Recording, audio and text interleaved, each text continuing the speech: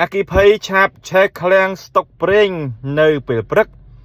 ស្រាប់តែថ្ងៃបន្តិចក៏មានករណីនាវារបស់ថៃ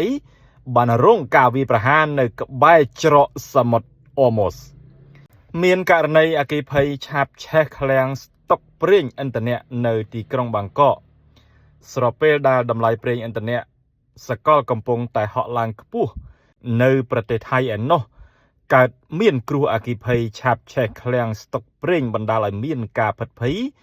និងប្រតិបត្តិការពន្លត់ជាបន្ទាន់ហេតុការណ៍នេះបានកើតឡើងក្បែរកាកបាទក្រហមថៃស្ថិតនៅលើផ្លូវ Henry Dunant នៅក្នុងទីក្រុងបាងកកនៅវេលាព្រឹកម៉ោង 9:40 នាទីថ្ងៃពុធទី11ខែមីនាឆ្នាំ2026ភ្លាមៗគេមិនទាន់ដឹងអំពីមូលហេតុនៃអគ្គិភ័យនេះទេប៉ុន្តែមានសេចក្តីរាយការណ៍ថាភ្លើងបានឆាបឆេះនៅជាន់ទី1នៃអគារដែលមានកម្ពស់4ជាន់ទោះបីជាយ៉ាងណាក៏ដោយមិនមានមនុស្សរងគ្រោះនៅក្នុងហេតុការណ៍នេះឡើយគណៈពេលដែលប្រទេសថៃកំពុងតែបើកការស៊ើបអង្កេតដើម្បីឲ្យដឹងលម្អិតអំពីគ្រោះអគ្គិភ័យនេះអគ្គិភ័យឆាបឆេះឃ្លាំងស្តុកប្រេងនៅពេលព្រឹកស្រាប់តែថ្ងៃបន្តិចក៏មានករណីនាវារបស់ថៃបានរងការវាយប្រហារនៅក្បែរច្រកសមុទ្រអូម៉ូសនាវាដឹកទំនិញដោយដោតទង់ជាតិថៃឈ្មោះ Mayuri Nari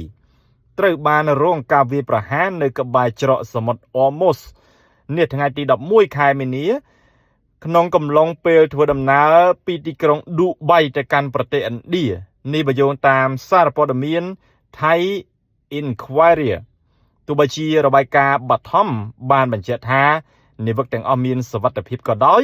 ប៉ុន្តែព័ត៌មានចុងក្រោយបានបង្ហាញថានាវិក3នាក់កំពុងបាត់ខ្លួនបន្ទាប់ពីនាវាបានរងការវាយប្រហារនៅផ្នែកខាងក្រោយបច្ចុប្បន្នកងទ័ពជើងទឹកភូមិន្ទថៃកំពុងតែខិតខំស្វែងរកបុគ្គលិកទាំង23នាក់ដែលនៅលើនាវានិងកំពុងសម្របសម្រួលនៅកិច្ចប្រឹងប្រែងជួយសង្គ្រោះនៅតំបន់នោះផងដែរ